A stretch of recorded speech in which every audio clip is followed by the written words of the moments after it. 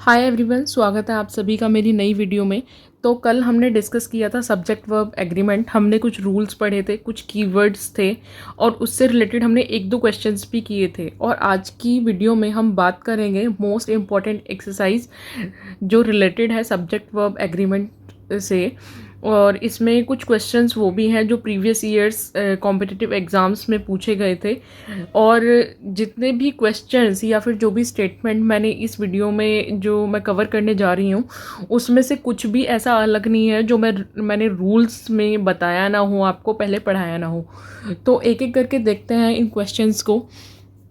यहाँ पे देखिए, हमारा फर्स्ट क्वेश्चन है Annie and her brothers is are at school.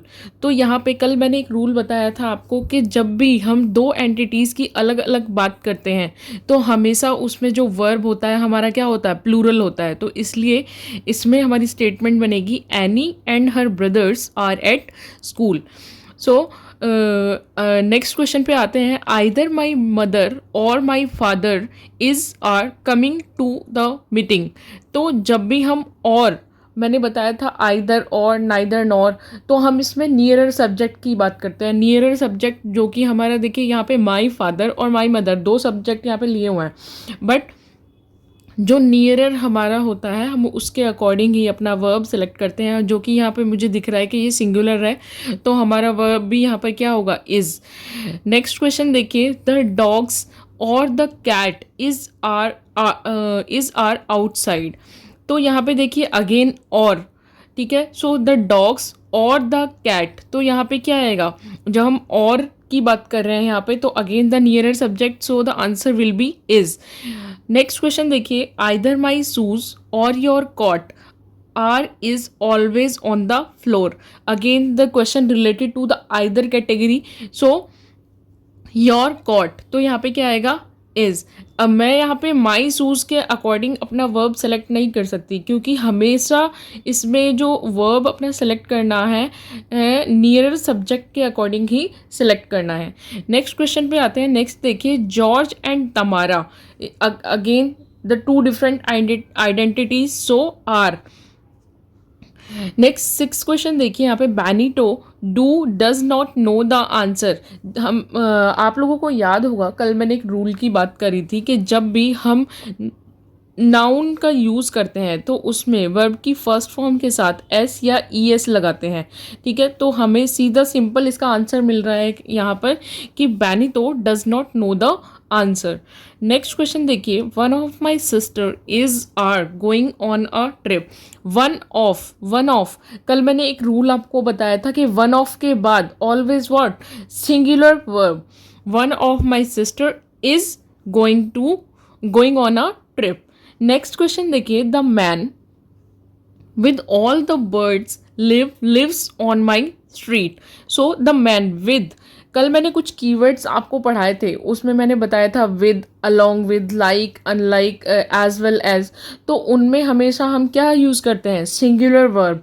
और सिंगुलर वर्ब हमारी यहाँ पे क्या है, lives. So the man with all the birds lives on my street. Next question देखिए, the movie including all the previews take about 2 hours to watch. So the movie including all, ये भी एक keyword था उसमें, ठीक है। So the movie including all the previews takes about 2 hours to watch. I hope ये आपको समझ में आ रहा होगा। नेक्स्ट क्वेश्चन देखिए, यहाँ पे the players as well as, ये भी एक कीवर्ड था, अगर आपको याद आ रहा होगा तो मैंने बताया था कि with, along with, as well as, okay. The captain wants to win. तो जब भी हम इसमें इस तरह के कीवर्ड्स देखते हैं तो इसमें हमेशा जो हमारा वर्ब हम सिलेक्ट करते हैं हमेशा फर्स्ट सब्जेक्ट के अकॉर्डिंग यूज़ करते हैं। तो यहाँ पे देखिए फर्स्ट सब्जेक्ट हमारा क्या है, the players, and this statement is what, the plural one. yes, it's not the player, it is the players, so हम यहाँ पे चूज करेंगे want, the players as well as captain want to win। either answer is or acceptable, again the question related to the either category, so either answer is acceptable। again the next question, everyone everyone भी हमारे keyword में था, अगर आपको याद होगा.